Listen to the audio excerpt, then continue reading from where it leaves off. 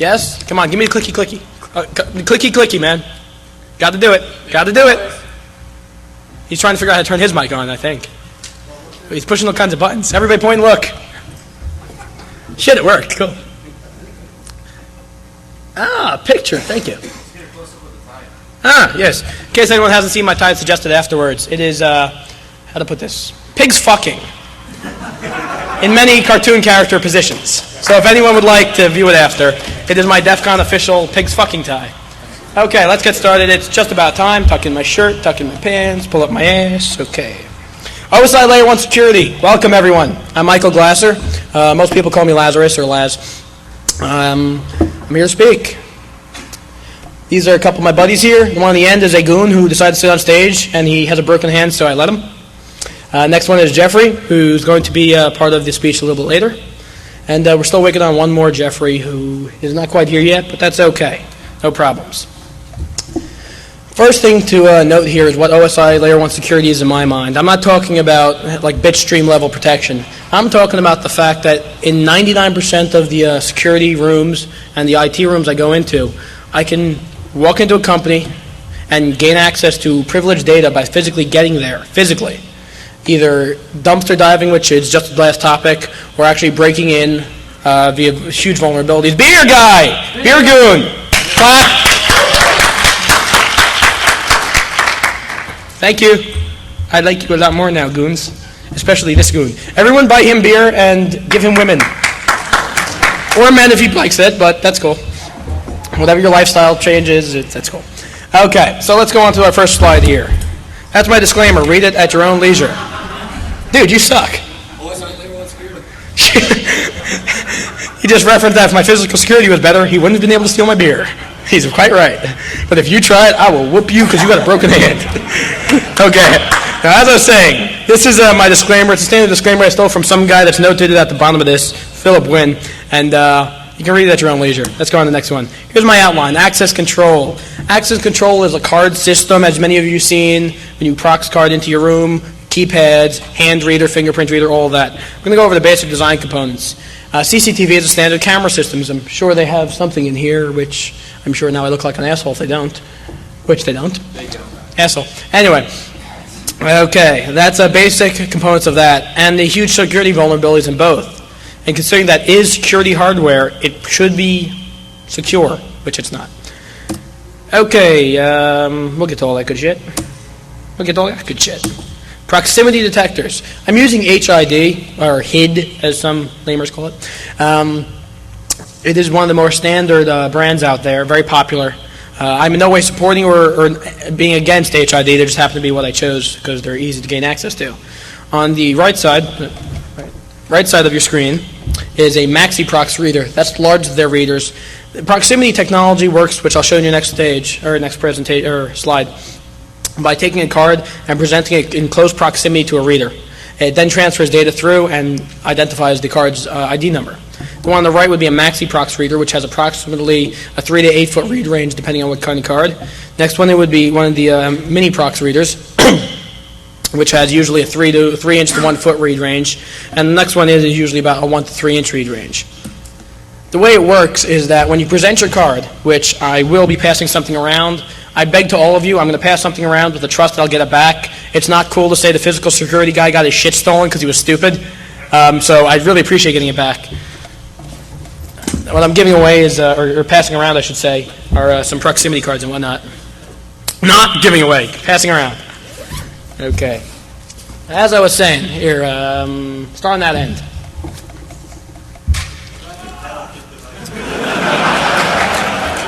Not that delicate. Okay. Hey, dude, find my other one. Jeffrey, find my other one. I can't find it. Okay. The way it works is that on your card, you have a small chip that basically is just, we'll get to what that is. Find the other proximity pack. It's a great pack in there. It says HID on the side. Looks like a proximity pack. And there's a huge antenna, which is just that, an antenna, which works off 125 kilohertz. When you come to presenting your card close to a reader, the reader has a huge antenna and some power flowing through it, RF energy. When you present your card closely, it charges the card with the RF energy. Once the card is charged, The circuitry inside then turns around and spits out a number. So it works like this. The handshake is reader's here, constantly outputting. Card is passive. Put the card into the field. Card is then charged and outputs a number. That number is sent via the data lines, and then we'll get to where it goes. That's basic proximity in a nutshell. Now, not all are worked at 125 kilohertz, but considering that HID is the most popular, that's what I'm going to stick with for this speech. And this is, once again, done in microseconds, very quick. Proximity pros. The reader can be concealed in walls, since it is reading electrically, as long as you're not behind metal of any nature. With a long-range reader, I've actually gone through 2 feet of concrete, of actual cinder blocks, where we need a secure environment. It was a bad neighborhood. We mounted the reader on the inside, and I have a guy he's cool. So he walks up with his card, and he touches it to the cinder block, and he walks in, and it works every time. You can keep the card in your pocket. It reads through your pocket. It all depends on what reader you get. Cards can be read through purse or wallet, as we said. Cards are hard to duplicate. The technology behind the card itself, in my experience, is very hard to duplicate. It is possible to buy a card programmer and actually do it, but it's very rare and very expensive. Compared to other technologies out there, they're much harder to duplicate. Unless you're quite knowledgeable, you're not going to build a copier in your basement. Cards rarely fail. They're very, very versatile cards, not versatile, tough cards. They rarely break. Cards can be stolen without contact, or code can be. We'll get there. We'll explain that in a few more slides. Card can be used by unauthorized person. Anytime that you have a device that's non-biometric, and certain other things. It's not in there. It's not in there? Oh, well, then someone fucked up security guy and stole his badge. Anytime you have something that's non-biometric, it's very easy for it to be given to someone else to be used. That works with proximity tags as well. WeGAN, or WiGAN, depending on who you are. WeGAN is another technology that's a very interesting one. It looks a lot like a magnetic stripe. And the thing with WeGAN is that the way it works is as such. You have a card. Everyone see the card? It's imaginary. Okay. On the left side, you'll have what looks like a barcode, only you can't see it. It's concealed in the card of metal strips. Everyone, Jeff, he was a little bit late here, but welcome him. Come on, clap. There you go.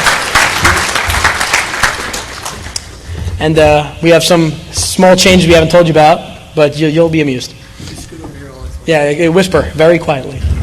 Okay, regardless. So what you have is what virtually is a barcode. When you swipe the card through the reader, in the beginning of the reader is a charging circuit, which charges those pieces of metal with a small amount of capacitance, I would use. When it then gets farther into the reader, there's a read head. So as you're swiping it through, you get the charged wires at separate distances, and then you get the read head, which reads the gaps between the wires by simply taking the energy out of that. So it more or less is an electronic barcode. This was extremely popular many years ago. Well, not many, probably 10 or 15 years ago. Not really used for new installations anymore. It was actually invented when they had the oil industry need a way of counting oil.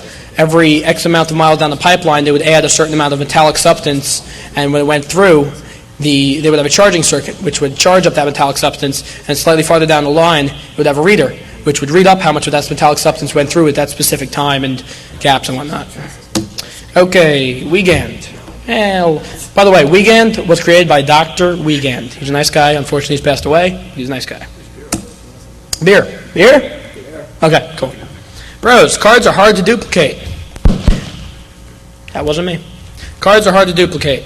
They're very hard to duplicate. Physically, they're pieces of metal embedded in the card. You need very good technology to duplicate them. Cards rarely fail. They're very, very tough cards. The cards are, however, expensive. Let's just move that over there. Cards are expensive, comparable to other technologies. One, because of the manufacturing process it takes to make both the reader and the card. And two, because they're becoming less popular compared to proximity. So simple need-demand kind of scenario will make them more expensive. Excuse me. Beer. Dude, take a picture of me with the beer. Come on. I'll show my mom. No, not on stage. This isn't Jeopardy. Yeah, I'm not Humperdinck, dude. I'm not doing pictures. Okay. Cons. Cards are expensive. Con. Must keep the reader clean. And it can be used by unauthorized people. Once again, you can hand your card to someone else. Let's bang this through a little bit quicker so we can get some fun going. Magnetic stripe. Every one of you here has an ATM card or a credit card or perhaps a driver's license with a mag stripe on the back. And almost everyone has a VCR. It's basically the same thing, a small piece of magnetable, that's a real word, magnetable material. And it's encoded with a specific piece of data on the back there, and when you swipe it through, it transmits the data. That's all mag stripe is. I'm not going to get into too much detail there. Most of the problems here, the good things are it's inexpensive because it's so mass-produced. People are used to it from banks and hotels and your ATM cards. You're quite used to it. People can use their existing cards in some cases. I stayed at Caesars the first 3 nights I was here. They have a safe in the hotel. Now, if you want, you can go to the safe and open it, put your stuff in, swipe your credit card. Now, the only card that will open it until it's reset is your credit card. Excuse me. That way, you never have to trust hotel security for any of those things. Okay. Have to keep the reader clean. It's a physical reader. You're physically swiping through it. Must be kept clean. High failure rate of cards due to scrapes of the line. Everyone scratched their mag stripe and it stopped working. High failure rate of readers. Shit happens. They get dirty. They get clogged. Reader heads go bad. They take lightning hits. The technology just happens to have a lot of failures. Cards can be easily duplicated. Anyone who has access to the internet and an old VCR can build a card copier. All it is read-write heads with magnetic heads, which are, once again, available in the VCR. You can easily online buy a card reader writer. Cards can be used by an unauthorized person by handing it away. Keypads. The keypad in the photo in the middle is a little bit interesting. It uses, how do you pronounce it? Piezo? Piezo? He says piezo, I said piezo. Let's call the whole thing off. Let's call the whole thing, damn right. Okay. Well, it uses piezo electronic technology for that keypad. So that keypad is actually both bullet resistant, small gauge for you, or not small gauge, small caliber for him, because I know him. And it is acid resistant, is bodily fluid resistant, is very vandal resistant keypad. It's on the cut sheet, I have to say that. It actually says resists bodily fluids. No, I haven't yet put bodily fluids on the keypad, but one day. You'll see. You'll all see. I have a question for you. Yes, sir. Is your mic on? I believe so. I think so. Is that mic on? Yes, it is. Okay. Why is there so much reverb on your microphone? I don't know. I was going to smack the AV guy because I can hear myself. I sound like God. Hello. Hello. Okay, well, is it getting better? I don't know. Well, I'm not the AV guy, and I don't see the MACD soundboard they're probably using. They got off eBay.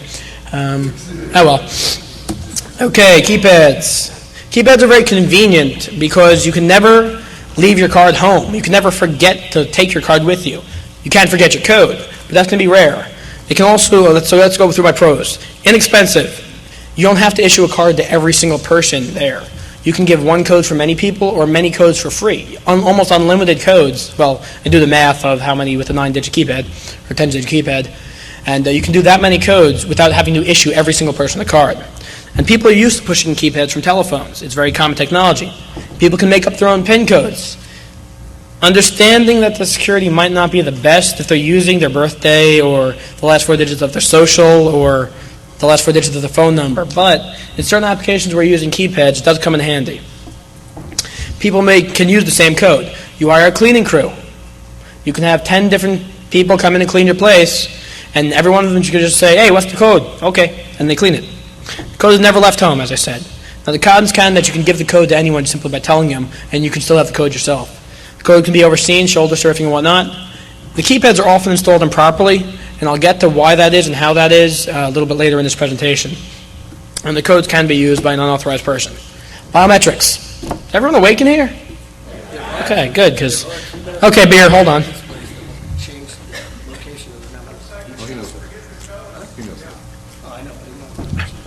What if someone forgets what? We beat them up. You know, he asked if anyone forgets their codes, and yeah, but like I said, we beat them up. Yes, sir. You might mention the digital display keypads. Yes. There's a keypad out there that actually will help with the code can be overseen problem. There's a few of them out there. One of the common ones is called the Hirsch Scramble Pad. Come on, okay, he's smiling, a couple others smiling. The way the Hirsch... Feds! Yeah. Okay, the way the Hirsch Scramble Pad works is, it looks like a regular keypad, except instead of having buttons, which it does have buttons, it has LED displays. And now, instead of having 1, 2, 3, 4, 5, 6, 7, 8, 9, it'll randomly scatter all the numbers around the keypad. So you'll have 8, 3, 2, 1, 7, whatever.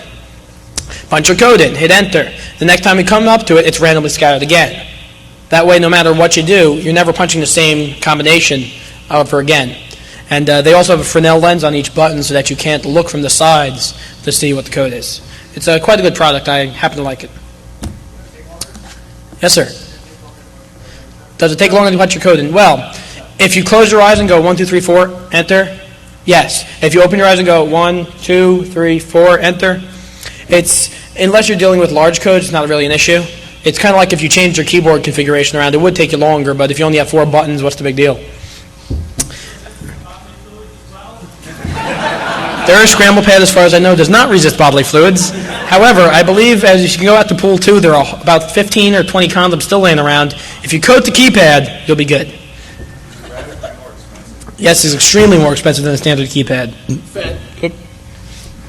Okay, let's get on to biometrics here. On the left side of your screen, you have the LG Iris Access 3000. I like this device. Unfortunately, a lot of people don't because they're afraid of having laser beams shot into their eye. Now, realistically, this isn't what it's doing. It's simply taking a photo of your eye. But most people don't know that. So if you go into any building where they have this thing, just start screaming, "Laser beams in my eyeball! I don't want it!" And see what happens. See how fast you can get out of that one. Okay, next one in is the BioScript fingerprint proximity reader. That's a good reader. It's one of the most popular for a fingerprint. And the one on your right side there is the IR hand geometry reader. It's a really low-res, crappy image, but screw IR because I couldn't find a good one. Okay, biometrics. All a biometric is something that is really you. It's not something that you're carrying like a card. It's not something that you know like a pin. It's you. It's a physical characteristic of your body, such as your voice, your fingerprint, your shape, your hand geometry, your eye size, your facial geometry. And that's all a biometric is. The reason why it's great is the fact that you're probably not going to cut your hand off and hand it to your friend. And if you do, you're pretty fucked up. Okay. Pros, higher security than other methods because you can't do all those other things. The verification is a lot harder to fake a fingerprint reader. Don't start. It's a lot harder to fake a fingerprint reader than it is to fake other devices. It's also harder to fake most biometric devices than it is other things. Voice recognition has kind of gone out with the times a little bit more than it used to be kind of popular. And now with digital recorders, it's a lot easier to break them. There still are methods that use the timbre of the voice and certain things of that nature and frequencies you can't hear that still will work. But I'm not seeing it as much as I used to. And the credential is never left home. You can't, let me change that. You shouldn't leave your fingers home. It hurts. Whoops. See? No, that's kidding. You gotcha. Okay, cons. Very expensive. Biometric readers comparable to other readers are very, very expensive. Privacy issues with fingerprints is the fact that a lot of people, particularly unions, government, want to control where fingerprint information is stored. And their fingerprints are used for a whole myriad of things. Now, depending on which reader you use, some readers can be have the data taken out and used in the ASIF FBI system or ASIF government fingerprint identification system. Some readers can't. Choose carefully. Ask for paperwork. Always ask for paperwork. Let me get there before I go any further. Anything in physical security, most of us, now I've been doing physical security a long time, Jeff's been doing a little bit longer than me, and I'd be confident in saying half the guys in the industry are scumbags. The other half are really nice, but half the guys out there are. Ask for paperwork to back up everything. Well, if there's two of us here, and half of the people are scumbags, which one is a scumbag? You or me? Beer!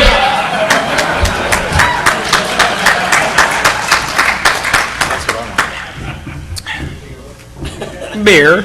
Is that a question over there, Fletcher? Yes, sir. Interesting you said that they're much more secure than the other things. I'm sure we've all seen the thing where they hold a picture on a laptop up to a face recognition and it pulls it, or you take a Gummy Bear and do a fingerprint. Really Comparable to, on the scale of 1 to 10 of security in physical security, being the vault in the bottom of the mountain as 10 and DEFCON as 1. Sorry, guys. I'm going to get hit by a goon later for that one. Okay, the real deal is that biometrics are probably, compared to a proximity reader being at, let's say a magstripe being at like a 4, a prox reader being like a 6, biometrics would be like an 8. It still can be beaten by faking out the fingerprint reader, faking out the facial recognition, but it's a hell of a lot harder. And the knowledge to do it is much less common. Unfortunately, the people here, let me change that, fortunately, the people here happen to be very intelligent in breaking most types of security, and it doesn't seem like a big deal. Most physical security is targeted against the idiot, which is most of the rest of the world, unfortunately. And you have to realize that there's a lot of dumb people out there, in case you haven't noticed. That's who we're really looking to keep out. If you can find some guy off the street and randomly take him, give him half an hour to beat a fingerprint reader, and if he can do it, I'll buy that guy a beer. Okay, next. Privacy issues with fingerprint readers. We went through that.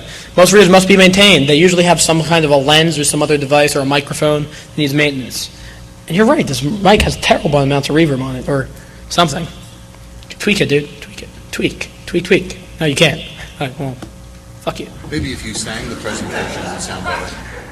I'm not singing my fucking presentation to make it sound better. You haven't heard my voice. Okay, most readers are easily damaged. The majority of the fingerprint readers out there, if you take your knife out and scrape across the reader, you're in a lot of trouble. That reader needs to be replaced 90% of the time. Optical readers are now using a plastic cover or sometimes a glass cover so that that's not as much of an issue, but you still took that reader out of commission until they replaced that lens. Okay, overview of system design. Door controllers. Now later on in my presentation, this is going to be my human door controller when we simulate how a system actually would work, if we have that much time, which I hope we do. By the way, official timer dude. What's our official time? Aren't you the official timer dude? 12:20. It's 12:20. Okay, so we're going to bang through the rest of this real quick then. Door controller. What? 30 minutes left. 30 minutes to bang this through really quick. Okay. Every access control system has a door controller. What this is basically a control panel where you have all your inputs coming back to, such as your door position switch, which tells you if the door is open or closed. Your reader, which so far we've gone through many different types, biometrics, card, keypad. Your request to exit, which when the door controller is sitting there, it says, is the door open or closed? It's closed. Good. Next time it opens, it should be told to open, such as by a card or someone requesting to exit through that door. Auxiliary inputs for whatever you may need, power to turn it on and COM to COM. Outputs, main door relay. That's where you connect your door to.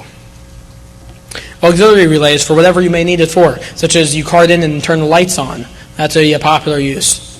Or you card in and you turn the alarm off. Communications, once again, there's two types of communications for this panel commonly, excluding the newer panels which do use TCP/IP for everything. The first type of communications is generally an RS-485 bus, can be 232, between the different controllers to network them internally. And the second type is between the computer and the controller itself. Small system design here. Systems under 50 doors are what I consider small. Most access card systems out there actually blocked at 32 doors as a small system, but 50 is a good number because I like 50. They usually use 2 or 4 door controllers, and instead of having a door controller for each door, you have a 2 or 4 door controller. There's your basic design. Rex detectors, request to exit push button or motion detector, which we'll get into some of the security vulnerabilities of the motion detectors a little bit later. Door contact tells you if the door is open. Door locking mechanism is the door locking mechanism. It locks the door.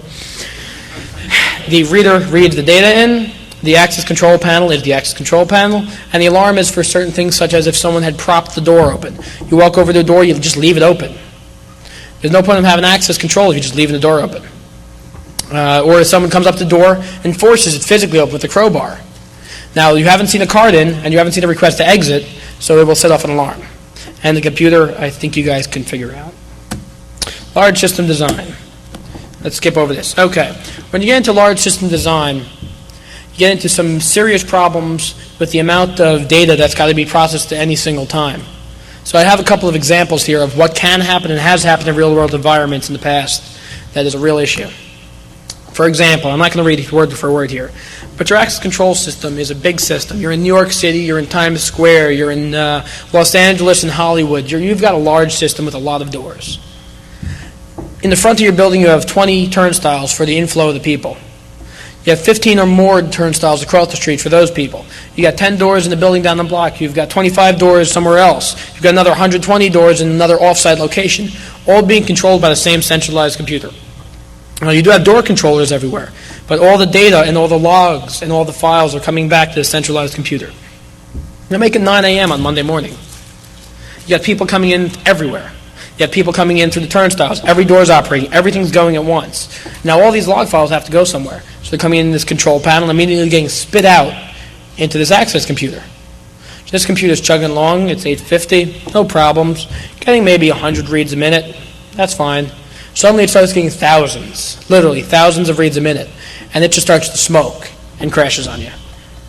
Whose responsibility is it that they decided to stick this access control panel on a shitty 486 from the basement? It's usually the IT director who had, well, need another computer in the network room. Well, we got some rack space over there, here. And stick something in there that they just happen to find. And 9 times out of 10, it's the shittiest thing they have laying around, and the power supply half works and half doesn't. I mean, you got a lot of issues with these things. So, okay, this thing crashed at 9 in the morning. All your log files are down. Okay, that's no problem. The controls are storing it. So you reboot it, comes back up. Didn't really lose too much. As soon as you restart your program, hey, there's still the log files there. Takes all the log files of the controller, dumps them in the computer crashes. Once again, you're out. It really, you have to be careful of how much of a load you're going to be putting on these computers. We do give you minimum specs. Please use them. Seriously? Okay, you've resolved the issue. It's 1 p.m. You just hired 2 new employees and gave them their cards. Wonderful. You still have all those logs downloading from before, though. It's a little bit slower now, but you still have logs coming in. Now they go downstairs, go out to lunch. Grab some lunch, come on back in. They go to swipe through. Card doesn't work. Why doesn't it work? The controllers are still busy downloading all the logs back to the computer. They haven't had a chance to update from the computer to the controllers the new cards yet because they're so damn busy because you guys didn't have a good enough computer. So it's still just waiting there. This guy's standing at the door, swipe, doesn't let him in. Swipe, doesn't let him in.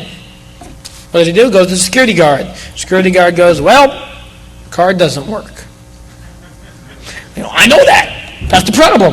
Well, if the card doesn't work, I can't let you in. But this is my new job. I have to. Okay. Well, who should I call? Well, he's out to lunch. So now you're standing by the front door. You finally get in. It's been half an hour. You go upstairs. The boss is sitting there, looks at you and goes, you guys are half an hour late on your first day. You're fired. Whose ass is it? I think when they come back with the machine guns next week, it's your ass. Standalone devices. Beer.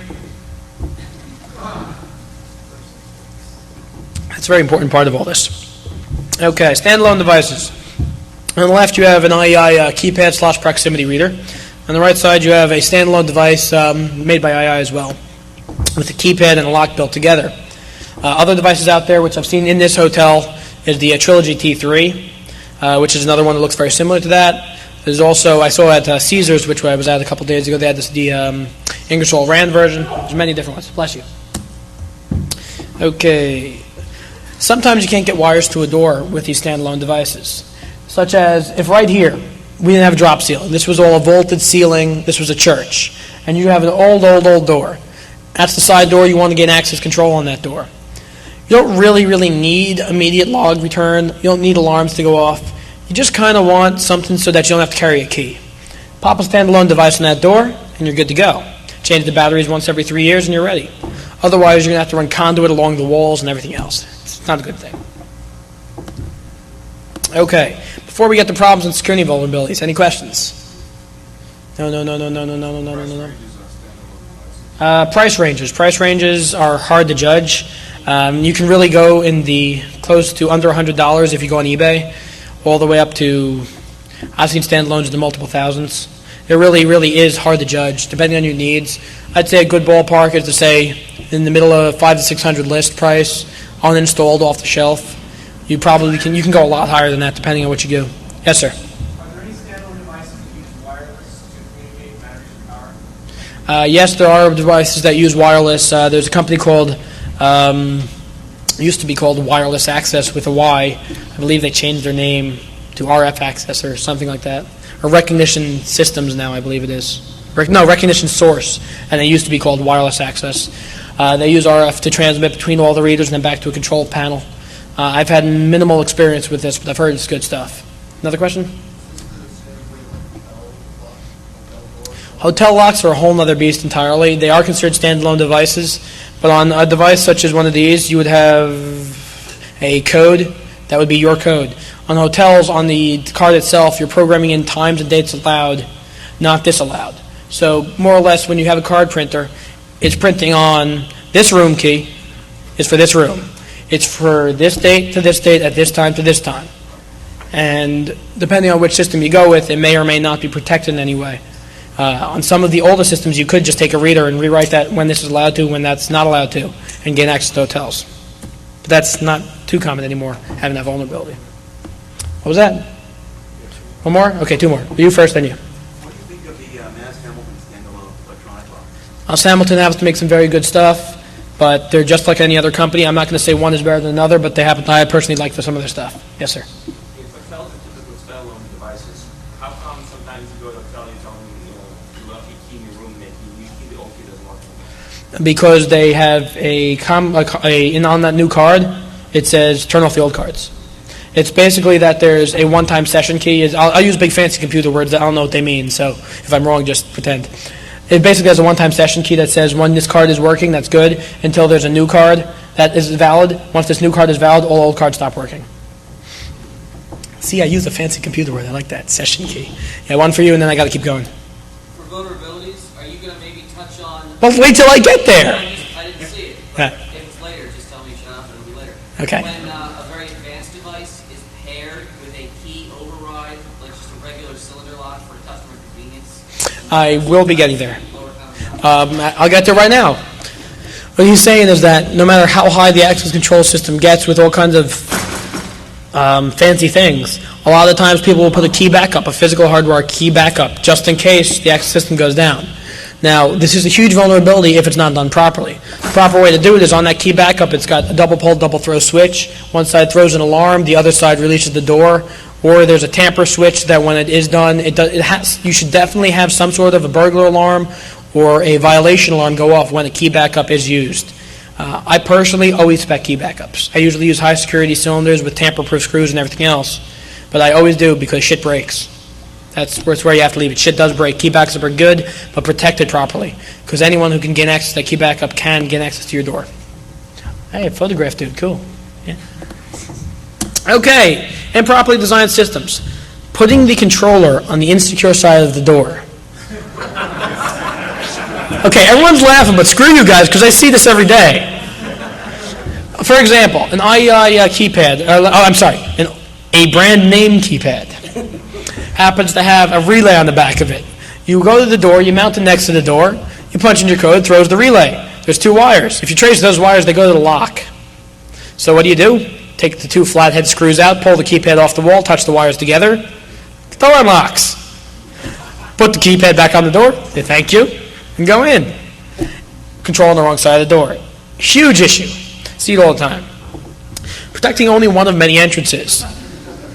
Okay, the front door has this big fancy burglar alarm on it. It's got a card access system on it. The back door has got a big ass bolt. I come up with my crowbar and that big ass bolt ain't doing nothing. Okay, excuse me. Not having a propped door alarm. If the door is open, access doesn't mean shit. I can walk through an open door no matter what you do. You got to close the door. Make sure you have a door closer on top that automatically will close it. On these access doors, have a propped door alarm that tells you if the door has been left open. This is very important in any real access system. And not instructing the employees of proper security protocols. Don't let the dumb fucks leave the door open. It really is bad. It's not good. Make sure they don't let their buddy who forgot his card borrow the card, because he probably just got fired yesterday, and he's coming back to blow the place up. Just make sure your employees know proper security protocols. Database server vulnerabilities. On these access control systems, all your logs in general are stored on your database server for the access system, which is then put onto the network for ease of use, and is then forgotten about by the IT guy. What nobody ever remembers is it's a computer like anything else. The majority of these systems are now running on Windows platforms, which means that if Microsoft puts out a security patch, there's probably a reason. If this server doesn't have that security patch, there's probably a hole. And if some wily hacker inside the company decides he wants to rip off the 2,000 computers that just came in the shipment into the warehouse, he's going to go scan the network and map, enter, find that server, and just kill it. Wipe out all the logs. Take it down for the night. What's going to happen? You have no more log files. No one ever protects this server. It really is important. Easy duplication of credentials. Magstripe, we went into how you can do it with a VCR. Keypads, you can look over the shoulder. Biometrics, there was a wonderful presentation about 2 years ago on how to clone most biometrics. I don't remember by who, but it was a great presentation. I suggest you go on the, I believe it was a Black Hat presentation, so let's go on the Black Hat website and do a search for it. Easily circumvented credentials. Okay, this is one of the most interesting parts of my presentation, I feel, once you understand basically how an access system works. I'm a card reader. All I output is a number. It's usually the Wiegand protocol, which is not necessarily Wiegand card, it's the Wiegand protocol. He invented two things. So he's a nice guy. Anyway, So it's outputting a bit stream here. You're going to be my door controller. Sit down. He's my door controller. All I do, and just scream yes or no, you'll figure out when. I send through a card number to him. He recognizes the card number. So I send through 1, 2, 3, 4, 5. Yes. He said yes, cool. Okay. I sent that through. I'm sent on a piece of wire. So here's what I do now. On that wire, halfway along, I clip it. I parallel those wires out to a second door controller, as well as the first door controller. Now, in both of their log files, when I swipe that card the next day, I'm going to get yes, and yes. Now I have two people who both acknowledge the fact that the card reader was read. This one's not going anywhere. That one still works fine. But now this one has the log files. I come back at 3 o'clock in the morning, take this one home. I have the card numbers of everyone in the system now. Uh-oh. Come on. That's good. Beer. See, you were the weak point in the system. He was the weak spot. I'll show you that. Okay. You better jump next. So now this works. 1 second, we'll get there. Now this works with the proximity card. So let's go to biometrics now. Put that same fingerprint reader on there. What's it spitting out? It's spitting out 1, 2, 3, 4, 5 when that finger is put. So no matter what, he's still getting that same 1, 2, 3, 4, 5. If it's a fingerprint reader, if it's a proximity reader, if it's a mag stripe reader, same attack will work against any of those. It's a huge vulnerability, no matter what type of security prevention device you're using, or access control fingerprint reader or card reader, they're all just outputting the same string. There are some technologies now that have fixed this problem. I'm not at liberty to say which, but they're out there very rarely and very undermarketed. Excuse me. Boy, this beer is making me burp. Cool. Okay. One of the best ways to protect against this is one, tamper switches. On some of the larger access control systems, they actually have terminating resistors that'll tell if the line's been paralleled off of. It's pretty rare, but it is used. Besides tamper switches, you also have a camera system, which can simply watch to see if someone's cutting the wires. But we'll get there on the camera system section. How are we doing on time? You have 10 minutes. I have 10 minutes? 10 minutes. Okay, we're going to rush. I did an hour and a half of Black Hat, so we're going to bang through this pretty quick then. Okay. Here's an example of a proximity reader attack. Someone has a prox card in their pocket. Let's say the president of the company, ABC, wannabe, whatever corp. You walk into the elevator with a Maxi Prox reader, as I showed you in the briefcase, with the card reader. As you walk in, it scans all the cards in the elevator. It can read through their pockets and everything else. You walk out, now you've got their card numbers. Come back the next day with the re-get out keypad, take the reader off the wall, punch in the keypad number, put it back on, walk in. That's what. You had a real quick question. Still going or no? Yes. Where can we read up more on this? If you don't finish that last year, can I have it? Where can we read up more? You can read up more on the internet. There's this place called Google. Also, I do have some references at the end of this that you can all take. But there really is nowhere to read up on this, honestly. As far as security vulnerabilities go, I've yet to find a resource on the internet that goes through any of these. Buy me beer and ask me a lot, and I'll tell you all kinds of good stuff. Okay, we're going to have to bang through this. I know you can't have my beer. Okay, that's one. Okay, defeating improperly installed locking devices. Crowbar. There we go. Okay, overview CCTV. We're going to bang through this one real fast. Real fast. But I'm sure everyone will get this because I'll go slow enough for them to understand. Cameras. They look like that. It's a camera. If you don't know what it is, go home. Low resolution on security cameras are generally those formats. 330 lines is generally considered low res, medium is 380 to 420, high is 470 to 500. Multiplexers take multiple cameras, put them onto one wire. That way you don't have, on older VCRs you only had one input, it would multiplex the signal onto that one input, and then when you would mux and demux, when you would demux it, you would take those one input and make it many again.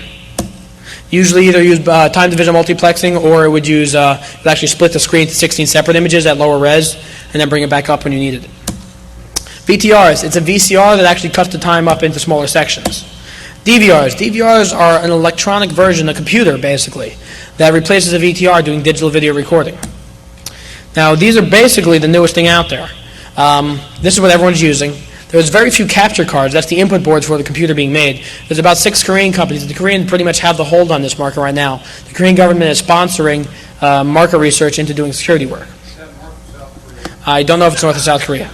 I am hoping South. I'm assuming South. Okay, let's bang through this. Frame rate. The frame rate is how many frames per second the recorder is actually recording. What that means is, real live viewing, I'll use the number 30 for an example. In reality, it can vary, but real life is considered 30. You can see me fluidly, that's fine. Now, when I go into, I would want to do 2 frames a second, you'd see me like this. Like the robot from like the 80s. Cool. Okay, resolution. How does your picture look? You can figure that out.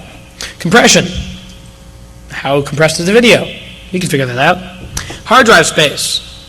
I'm sure you can figure that out. Okay, that's just how much of the video do you actually want to store and how long can you store it for. And feature set. What kind of feature set do you have? How am I doing on time? Time check. It's, 9 minutes. 9 past? 9 past what? It's about 8 or 9 minutes left. 41 past. 9 minutes left. Okay. Well, we're gonna run 30 seconds late anyway. 4-camera VTR system looks like that. You have your 4 cameras going into a multiplexer. Multiplexer has one output wire goes to your VTR. Still go faster. I'm going to talk faster. Everyone's going to stay with me here too. The VTR. The VTR then stores all the data over that one channel. When you want to play it back, you take the VTR's output channel, which goes to the multiplexer, which demuxes it, goes to the monitor. Next one. 4-camera DVR. Everyone have questions? Good. Screw you guys. Okay.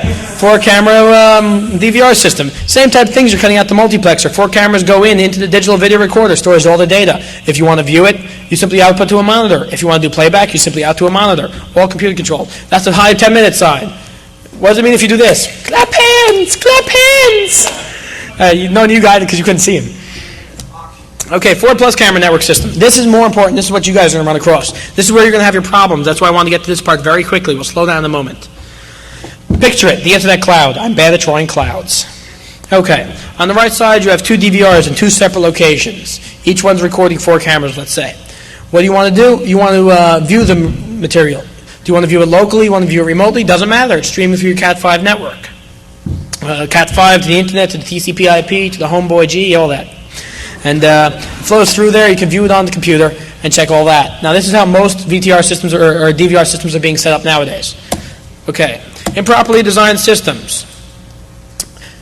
Don't put cameras where it's dark if you're not going to put any light. They don't work.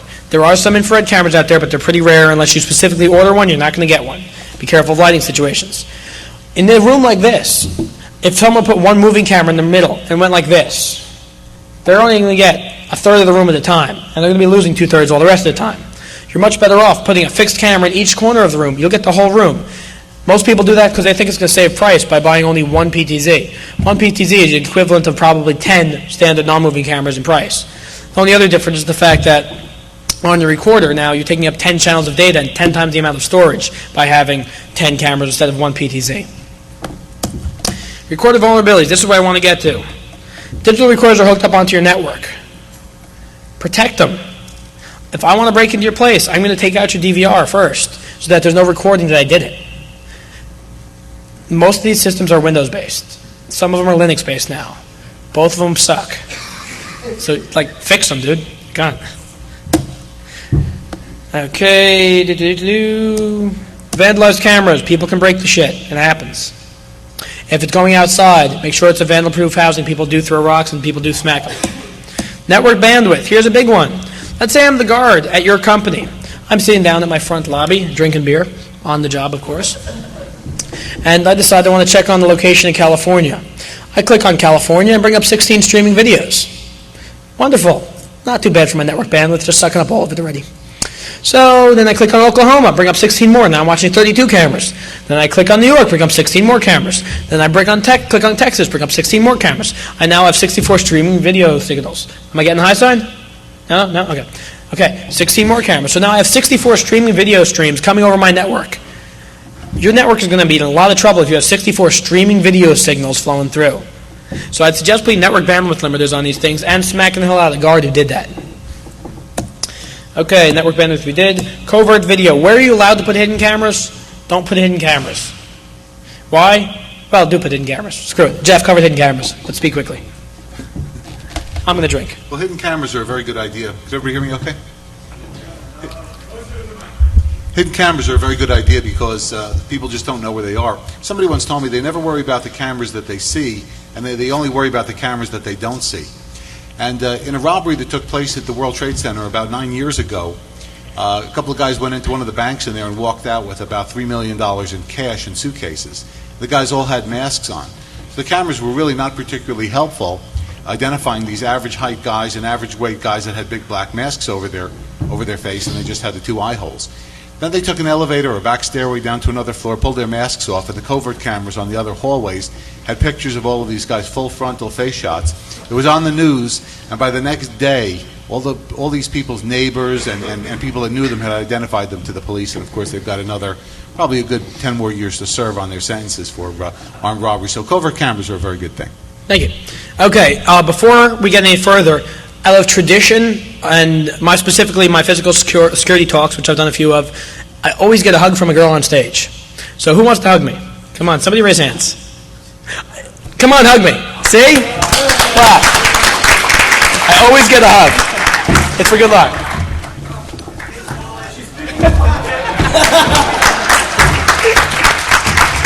Thank you. Okay, next slide here. We'll bang through this quick. Conclusion, look at that. Okay, there's some links for you. Real quick, we said we have 5 minutes left, maybe 4? Okay, we've been practicing this all day. I like to show King of the Hill, and it made me think of a security demonstration. He's going to be our human access control panel in showing inventory control systems. Can you help me with this? Did you explain this? Okay. This is my purse. It happens to be where I keep my cigars and my pipes and whatnot. He's going to play the access control system. This is going to be a man who is in there without an access card. Don't open that. He is in there without an access card, but the purse itself is tagged with a security tag. Get up and go walk over there. Now, as the man without the access card walks to the door with the purse, stop right there. The door controller detects the purse. That's my purse. Then the door controller detects the person. I don't know you. At that point, the door controller concludes security measures. Now that is my inventory control security demonstration, which we've been practicing. I'm pretty much out of time. King of the Hill, it's a great show. Bobby went to the women's training class and learned defense. Everybody go home and buy me more beers, please. Thank you very much. You can reach me online at laz@ctech.org or just look at my damn thing and you can hit me. Thanks very much. And anyone who needs security consulting anywhere in the U.S., give us a call. Waitresses. Your mothers. Are you cool doing